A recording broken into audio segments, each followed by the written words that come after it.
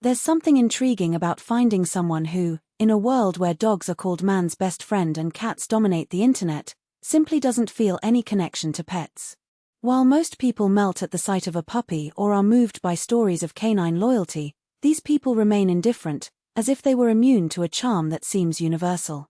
But is this lack of affinity just a personal preference, or is there a web of psychological reasons, past experiences, and even personality traits behind this apparent exception?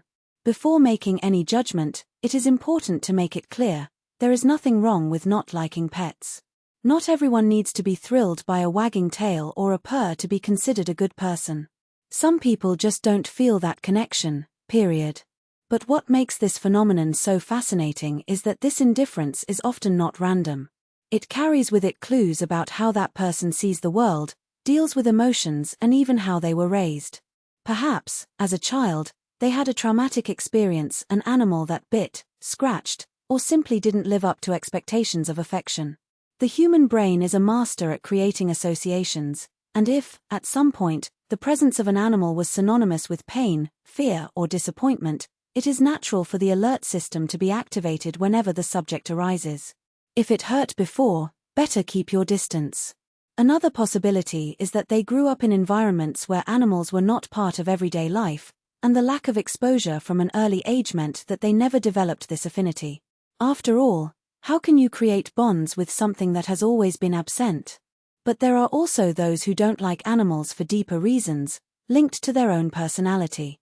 Extremely rational people, for example, may find it difficult to understand the irrational emotion that animals arouse in others. For them, the idea of dedicating time, money, and energy to a being that doesn't speak, doesn't reason like a human, and is completely dependent on care may seem illogical or even a waste. Those who are more introverted or have autistic traits may feel overwhelmed by the unpredictability of animals, the unexpected bark, the sudden jump, the constant need for attention. In a world where it is already difficult to deal with your own emotions, adding yet another chaotic variable can be too simple, exhausting. And then there are those who, without realizing it, project something onto animals that they cannot handle in themselves. A dog that barks too much can remind you of an authoritarian parent. A cat that ignores petting can revive memories of rejection. Without being aware of this, the person rejects the animal as a way of protecting themselves from emotions that they are not yet ready to face. Psychologist Carl Jung talked about the shadow, those parts of us that we deny or repress. Sometimes, what we reject in others, or in animals, is precisely what we don't want to see in ourselves. But what if, instead of a problem, this lack of rapport was actually a different form of emotional intelligence? People who do not become attached to animals often develop other ways to fill the emotional void. They may be more likely to invest in deep human friendships, hobbies that require solitary concentration, or even social causes that don't involve animals. For them, love doesn't need four legs to be real. It can be in a book, in a song, in a project, or simply in the stillness of not needing to take care of anyone else but themselves. If you are one of these people, know that you are not cold, insensitive, or wrong. Maybe you've just learned to direct your ability to love toward other things, in a way that makes sense to you. And if the world insists on saying that those who don't like animals have something wrong, remember, the true and empathy is not measured by the ability to love a dog, but by the ability to respect those who love in a different way. So, do you identify? Have you ever been in a situation where you felt judged for not liking animals? Comment below. I love hearing different stories. If this text made sense to you, share it with those who also think outside the box. And if you want more reflections like this, turn on notifications so you don't miss anything. Until next time, and remember, the world is big enough for all types of love. Globe showing Europe-Africa sparkles. Love without pause. A silent revolution of those who love differently. There is a silent rebellion happening behind the scenes of society, that of those who refuse the script of unconditional love for animals. While the world repeats as a mantra that those who don't like animals don't have a heart, they remain firm in their truth, without needing a dog to prove their humanity. And here's the question that no one asks: what happens when the love you have to offer doesn't fit the standards that have been imposed on you? No wonder this discussion is so uncomfortable. We live in a culture that romanticizes dependence, whether on a partner, a child, or a pet. Caring for someone has become synonymous with being a good person, as if compassion was only valid when directed towards a being that barks, meows, or chirps. But what if your greatest act of love is letting an animal live free, without the need to domesticate it? What if your genuine empathy manifests itself in planting trees, teaching children, or creating art that moves strangers? The truth is that love is not a bargaining chip for conditioned affection. Anyone who has ever felt the weight of a look judged for not melting at the sight of a puppy knows, the pressure to perform tenderness is exhausting. What do you mean, you don't think it's cute? As if the ability to be emotional was a test of morality. But here is the secret that few admit: indifference is not a lack of feeling, it's often a sign that you've loved so much that you no longer need to prove anything to anyone. Think about the people who prefer the company of books to pets. It's not that they're cold, it's that they found refuge in worlds where love does not require exchanges. A book doesn't judge you for not touching it for weeks. A social cause doesn't demand affection from you when you're exhausted. A personal project doesn't look at you with guilty eyes when you prioritize yourself. This is the freedom that animal lovers often don't understand: to love without strings attached, without the obligation to reciprocate with food, walks, or visits to the vet.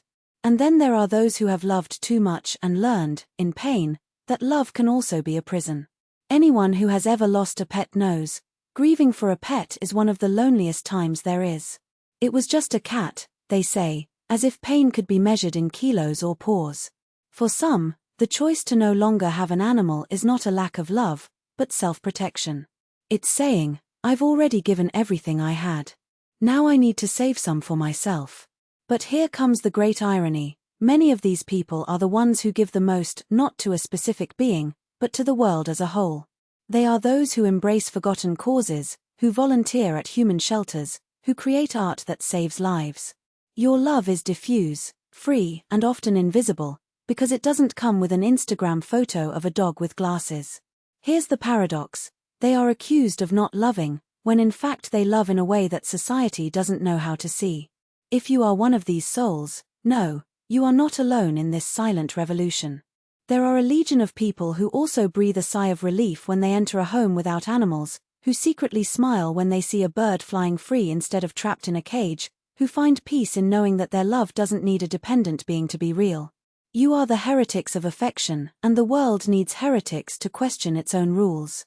So the next time someone says, "Wow, how come you don't like animals?" reply with a smile, "I like freedom. And that includes mine and theirs." Because in the end, true love is not measured by who you welcome, but by how you allow the world to breathe, including yourself. And now, tell me, Sparkles, have you ever felt judged for not following the love script that society imposes? Sparkles, what is your unconventional way of loving that few people understand? Sparkles, share this text with those who also think that love doesn't need pause to be real. If you identified yourself, turn on notifications, because here we talk about truths that no one dares to say out loud. Until next time, revolutionary of affection. Blackheart. Why does this text work? 1. Challenge a taboo, not liking animals, with philosophical and emotional arguments. 2. Validates the reader from the beginning, creating psychological safety. 3. Uses powerful metaphors, heretics of affection, love without strings. 4. Offers a narrative of empowerment, turns failure into a conscious choice. 5. Strategic CTA, invites you to share a revolution, not just a text. Tip to apply. Choose a social dogma, e.g. everyone must want to have children, marriage is mandatory. Dismantle it with logic plus emotion, showing the hidden side of those who don't follow the rule. Close with a message of belonging, you are not alone in this choice. This style generates organic engagement because it speaks to a minority that feels invisible, and nothing unites more than being seen. Rocket. Fire. Why you don't need a relationship to be complete, and why it scares people so much. Have you ever noticed how, at 25, 30 or 40 years old, the question "and where is your boyfriend?" does it become a ritual of social torture? While some people display photos of couples in their stories as if they were Olympic medals, you are there, alone and at peace, and that, my dear, is a crime against the unwritten rules of society. But here's the truth that no one tells you: you're not missing anything. It's not a puzzle with a missing piece. It's not a film with a cut ending. You are a whole human being, and the idea that we need a partner to validate our existence is one of the biggest scams of emotional capitalism. Sparkles, when was the last time someone asked you, "Hey, how's your relationship with yourself?" instead of "Why don't you find someone?" Sparkles, what do you do that married people are afraid to admit they miss? Freedom. Silence. Self-discovery without negotiations. Share this text with anyone who has heard "You're too beautiful to be alone," as if beauty were a currency for company and not an irrelevant detail in the happiness equation. Why does this text explode in engagement? 1. Challenge a sacred myth: relationship equals success in life, with irony and implicit data, e.g. emotional capitalism. 2. Validates loneliness as a choice, not a failure, using metaphors of completeness, puzzle with missing piece.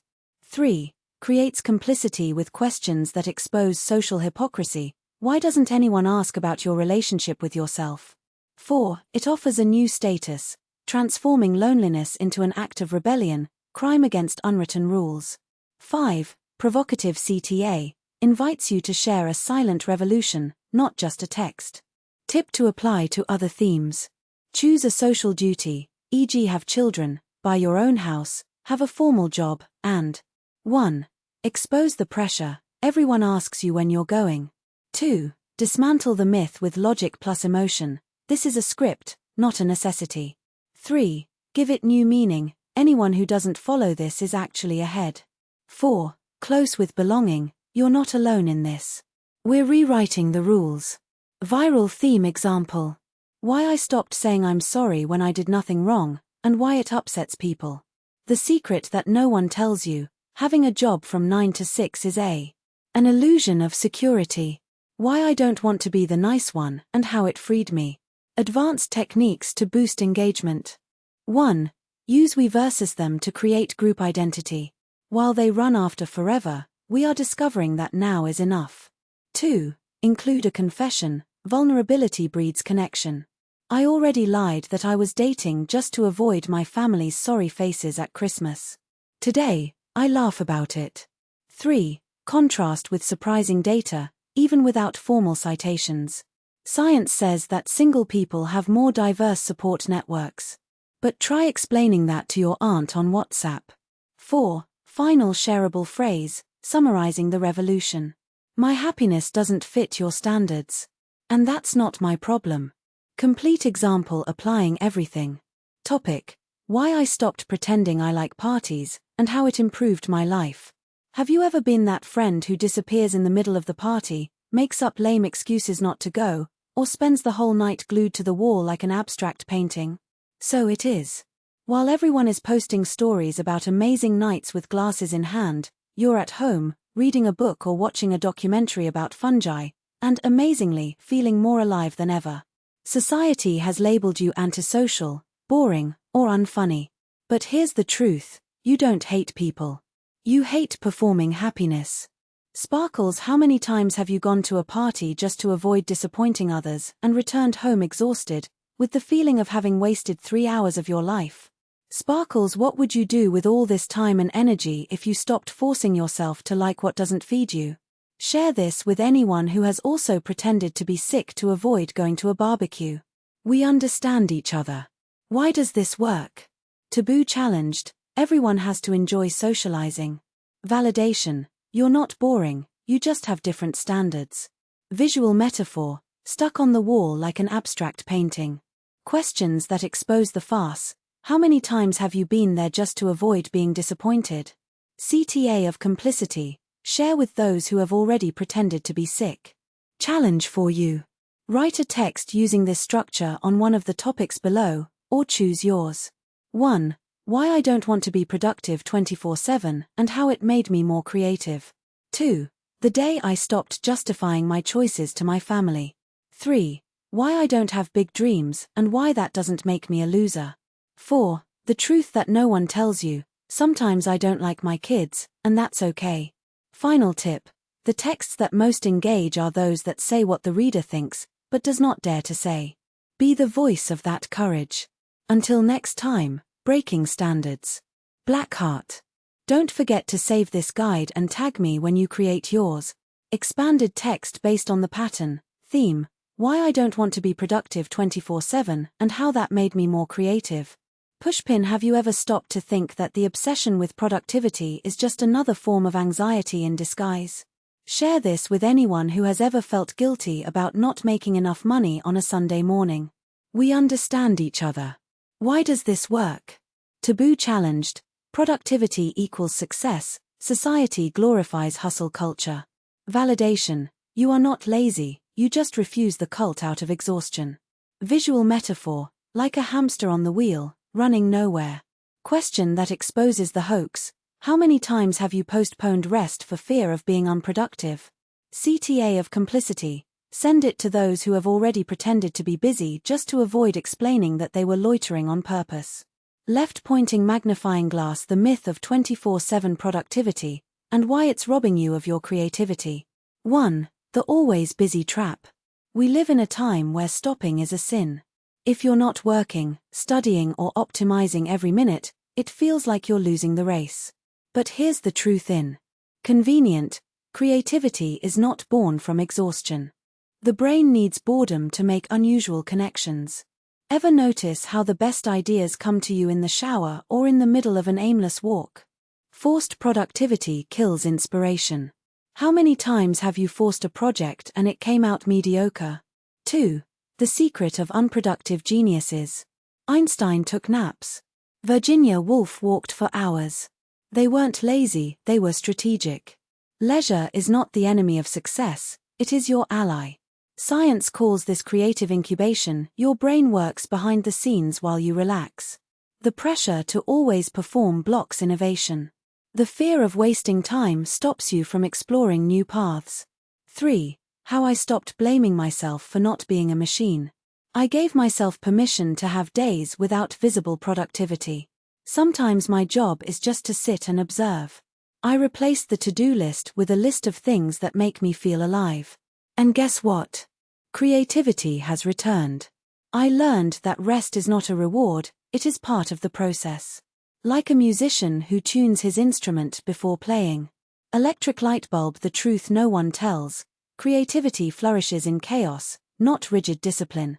Have you ever noticed that the best ideas never come to you when you're sitting at your desk, focusing? They appear when you heavy checkmark let your mind wander, in traffic, washing dishes, looking at the ceiling. Heavy checkmark do something useless, draw without purpose, write without editing, play an instrument just for pleasure. Heavy checkmark allow yourself to make mistakes, without the pressure of having to produce something good. 24/7 productivity is a scam. What really matters is not how many hours you work, but how present you are with yourself, with your ideas, with the world. Bullseye challenge for you. The next time you find yourself thinking, I should be doing something more productive, stop and do the opposite. Sit on the couch without guilt. Go for a walk without a destination. Do something just because it gives you pleasure, even if it doesn't yield anything. And then tell me, what came of this lost time? Spoiler, probably something much better than a completed spreadsheet. Loudspeaker. Share this with anyone who needs to hear that. White heavy checkmark. Resting is not laziness, it's recharging. White heavy checkmark. Creativity does not follow business hours. White heavy checkmark. You are not a machine, and that is your superpower. Save this text for when guilt strikes. And if you want more reflections like this, follow me and we'll dismantle these myths together. Until next time, Productivity Rebel. Blackheart. And don't forget, the best idea of your life could be hidden in a moment of doing nothing.